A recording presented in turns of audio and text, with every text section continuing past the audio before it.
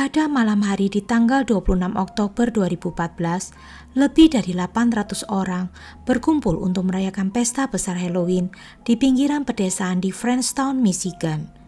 Bagi orang-orang yang tinggal di sekitar sana, pasti tahu dan merasakan betapa ramainya pesta Halloween saat itu. Dikabarkan, saat itu menjadi malam yang tidak akan pernah terlupakan. Suasana pesta saat itu sangat meriah, musik dan minuman mengalir dengan lancar. Salah satu gadis remaja yang ikut dalam pesta itu ada yang bernama Chelsea Brock. Waktu itu Chelsea masih berusia 22 tahun. Dia sangat bersemangat untuk ikut dalam pesta Halloween tersebut. Chelsea ini adalah mahasiswi jurusan kuliner. Dia tiba di lokasi pesta bersama teman-temannya dengan mengenakan kostum salah satu musuh Batman, yaitu Poison Ivy. Kostum yang dipakai Chelsea adalah hasil karyanya sendiri yang sudah dibuatnya beberapa minggu sebelum pesta Halloween itu berlangsung.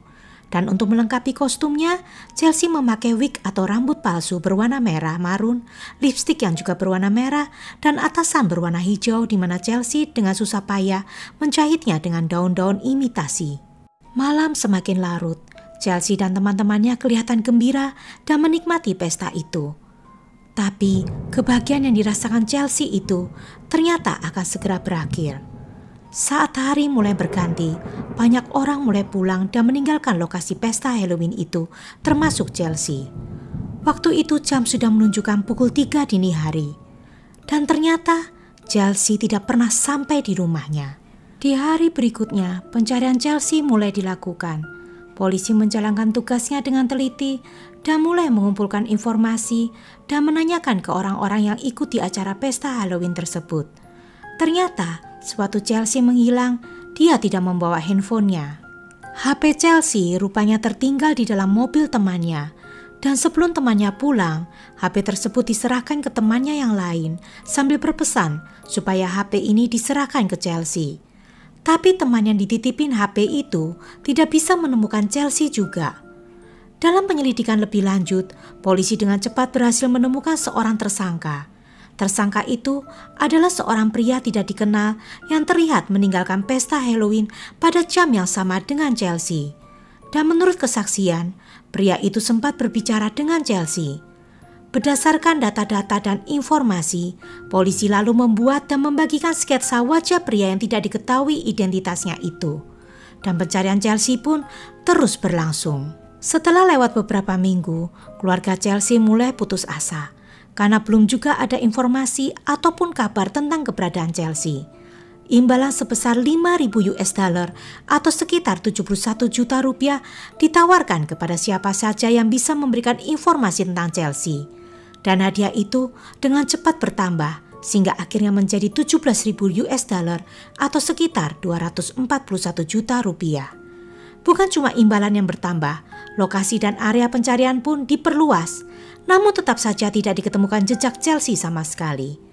Baru di bulan April 2015, seorang pekerja bangunan menemukan sesuatu yang mengerikan saat menggali tanah di daerah Carlton. Sisa-sisa tubuh Chelsea diketemukan di hutan di dekat rel kereta api yang berjarak kurang lebih 16 km dari tempat diadakannya pesta Halloween. Dan di bulan September, di dekat lokasi di mana tubuh Chelsea diketemukan, berhasil juga diketemukan legging dari kostum Chelsea.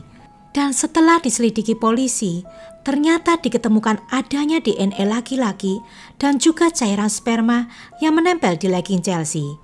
Dengan adanya temuan itu, polisi yakin dalam waktu singkat kasus ini akan segera terpecahkan. Di bulan Juli 2016, polisi akhirnya berhasil menemukan kecocokan sampel DNA di pusat data kepolisian. Dan ternyata pria itu adalah Daniel Clay yang berusia 27 tahun.